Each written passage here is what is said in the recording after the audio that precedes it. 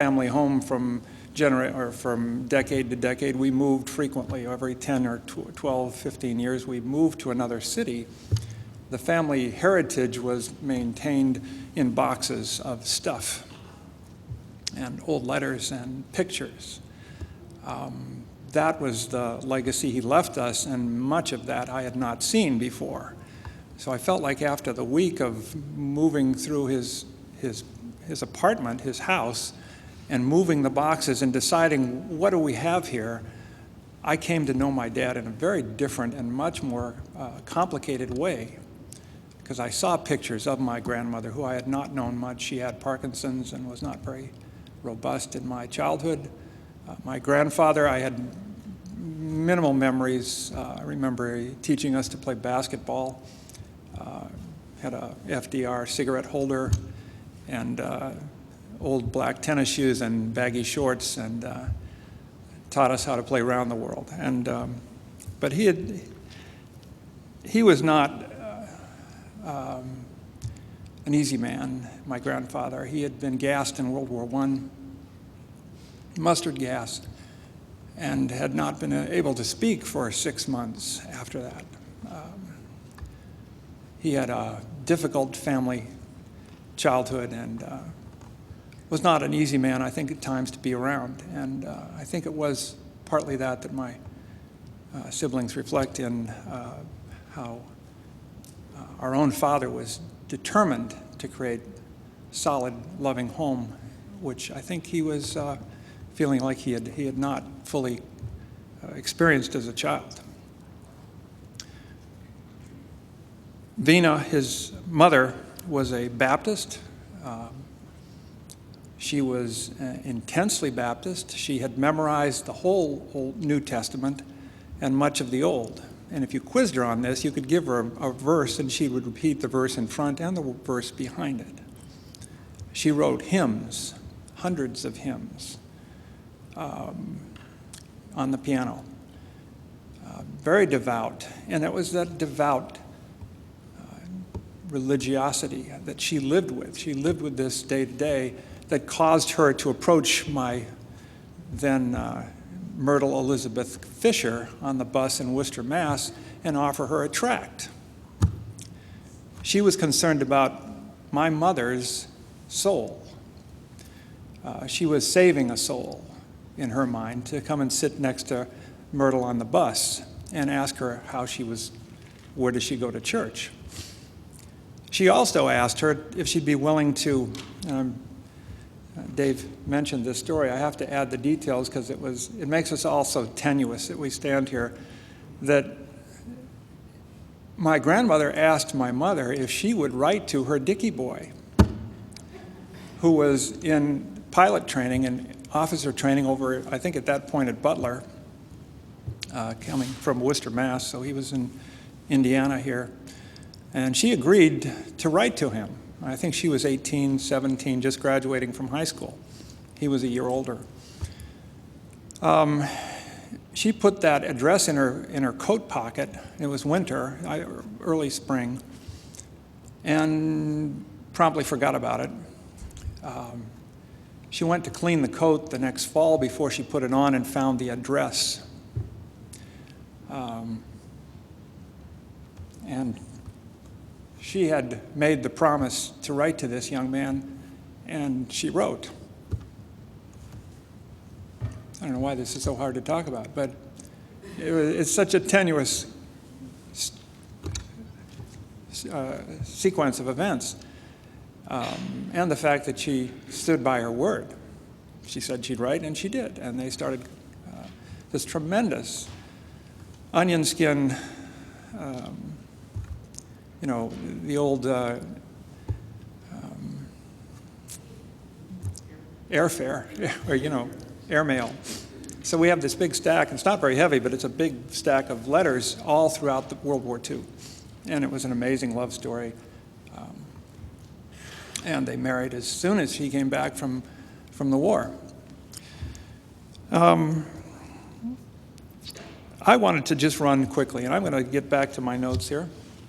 I wanted to run through the legacy of Richard Curtis as I looked at it, what was he was an educator and a model for us all. What was he educating us about? What did he teach us? Because that's, I think, a lot of what he would like to be remembered for, is what did he teach us as human beings? In 1936, he became an Eagle Scout. He learned how to be prepared. One of those merit badges was a life-saving merit badge, which I think was the hallmark of the rest of his life. He was ready to save our lives in one form or another. In 1939, at the age of 15, he was a lifeguard in Worcester at this.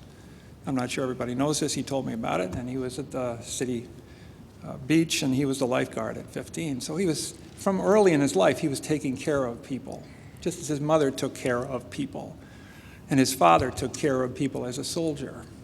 The goal was to make us all safer in a positive way. And 43 to 45, he picked up guns. He picked up P-51, a tremendous killing machine, and he engaged in warfare. Not anything that he was proud of later at some deep level. He did what he had to do, and he saved us from ourselves, I think, is the way I would describe this. War is saving us from ourselves, from our own atrocities as a species. So he was saving us from ourselves. In 45, he married. She was I should mention, he was a wingman.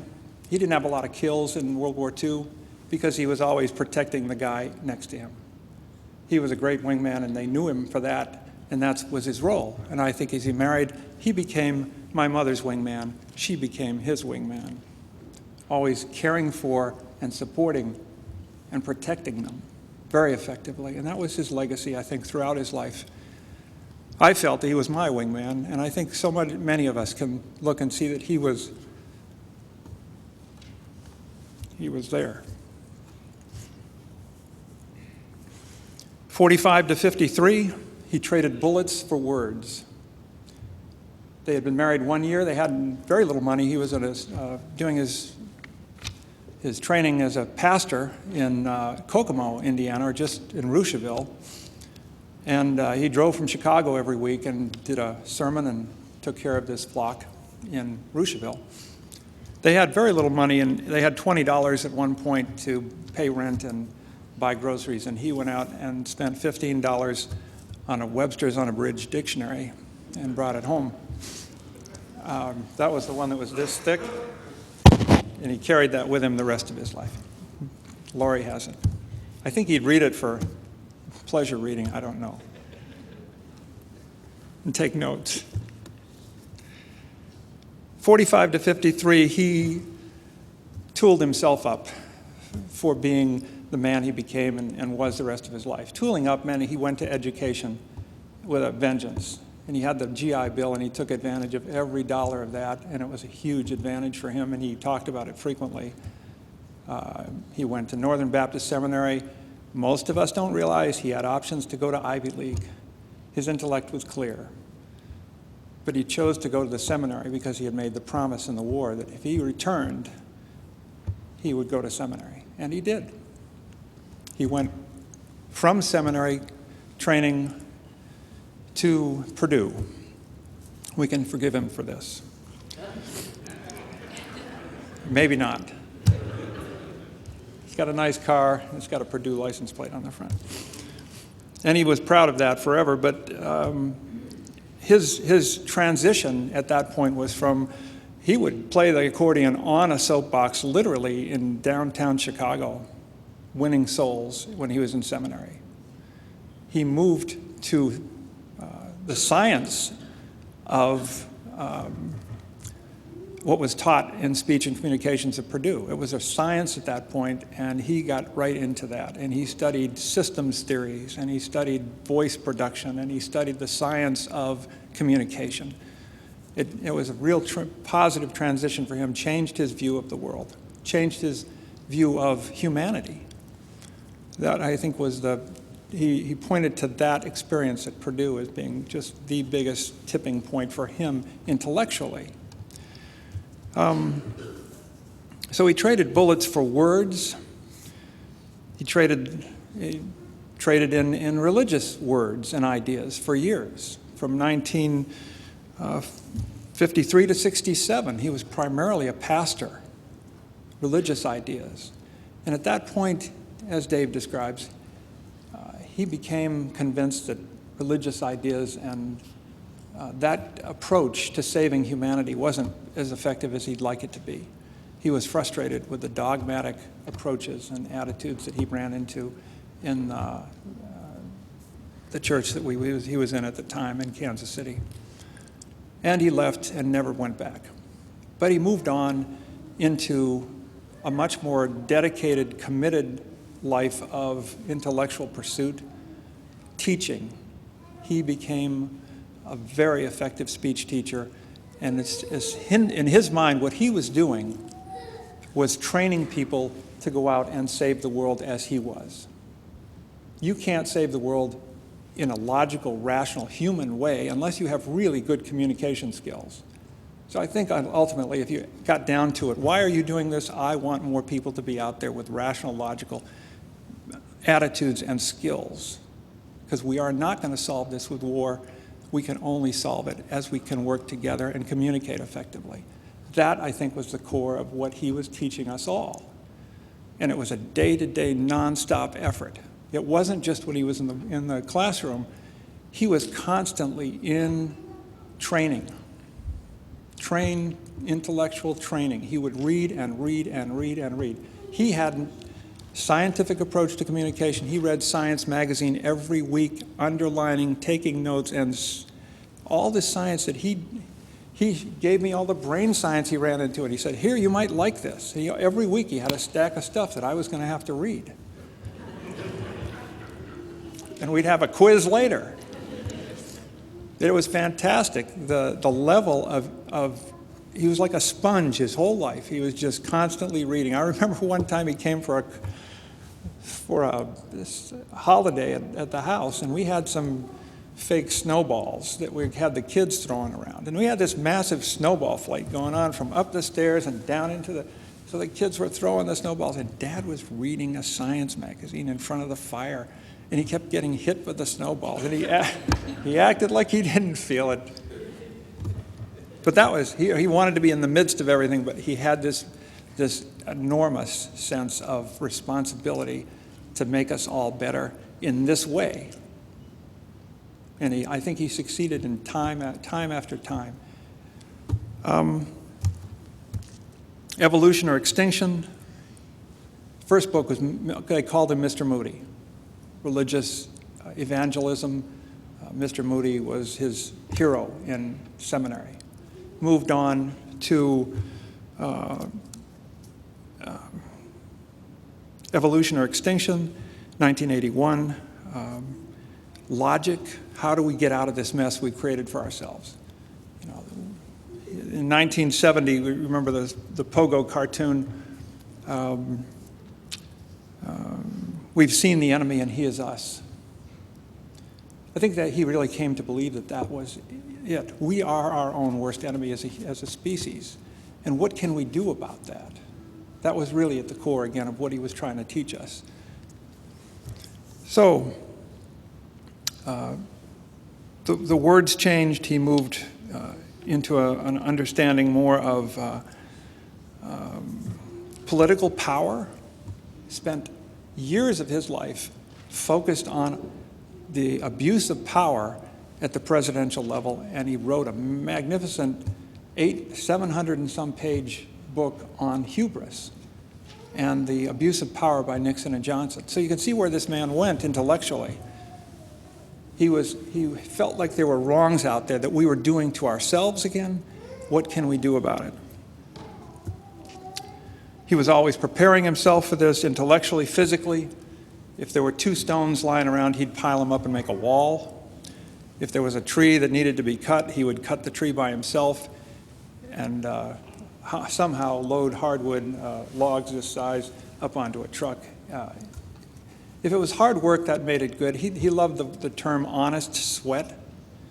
I don't suppose there's dishonest sweat, but he didn't want to Honest sweat was what he created. Now, we saw this tremendous transition. He wrote actually a book that never was published on his transition from religious thinking to where he came down as a scientist years later. He didn't reject religion, but he moved on and redefined it in a new way. So he was here every week. He was in Unitarianism. He believed in this. But what was it that, across this transition, again, what was this about? And as a psychologist, and I'm a clinical psychologist, so I help people try to get out of the holes they're in. And the best way I know to do that is to help them create a large goal and move toward it. I think I learned that from him. The books can tell me that it's a good idea, but I saw him living this big idea. What's the big idea?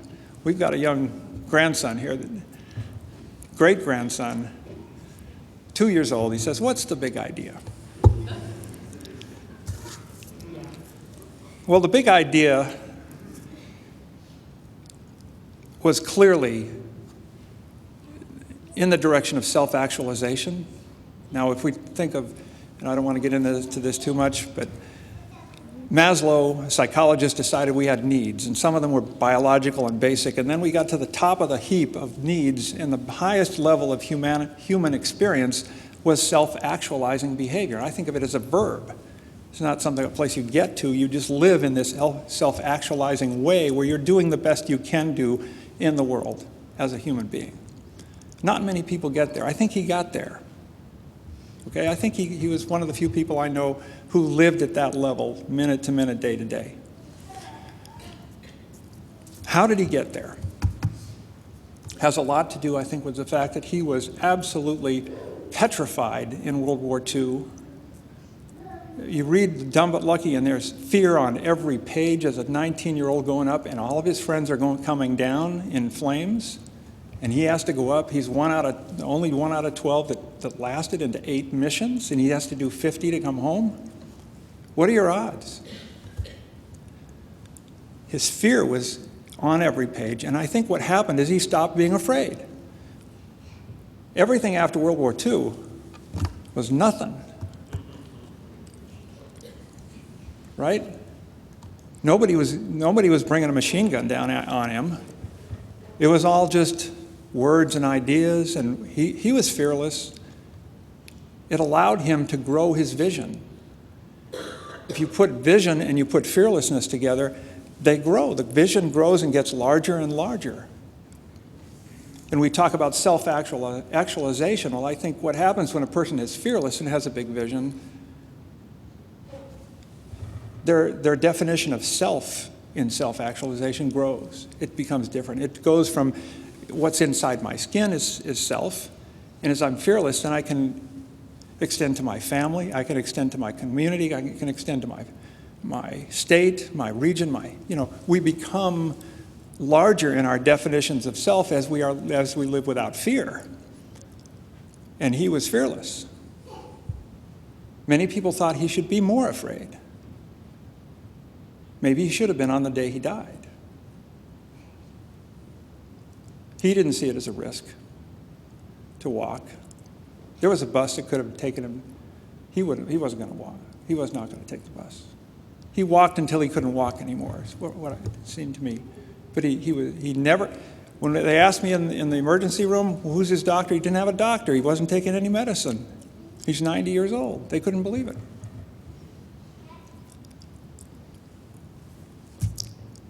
His sense of self enlarged to the point where he really did think of himself and in continuity with all of us as human beings. And he was part of all of us as human beings. That's, I think, taking self-actualization to the third level. We've got self, we've got community, and then we've got the species and maybe the planet. His last 4 or 5 years were spent really very, very concerned day to day, as we talk, day to day, emotionally connected to global warming, the warming of the biosphere. What are we handing to our grandchildren? This is a real concern for him, but it was a person who could think that large. So he had the big vision, It came out of fearlessness. And I think if we can look at that as his legacy and what he would want us to believe that he taught us, it's a tough thing to do. Big vision is hard to come by, and where can you find fearlessness these days?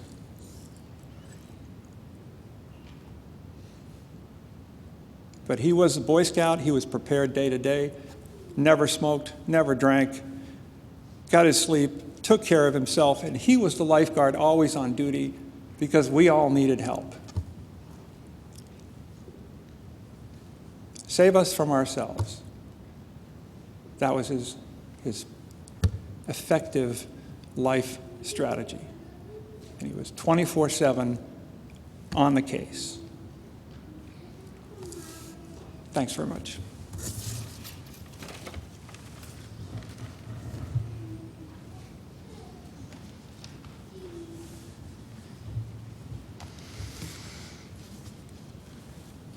Thank you to the family for these images, these pieces. I feel like we create a quilt together that we can all wrap up in to go from this place.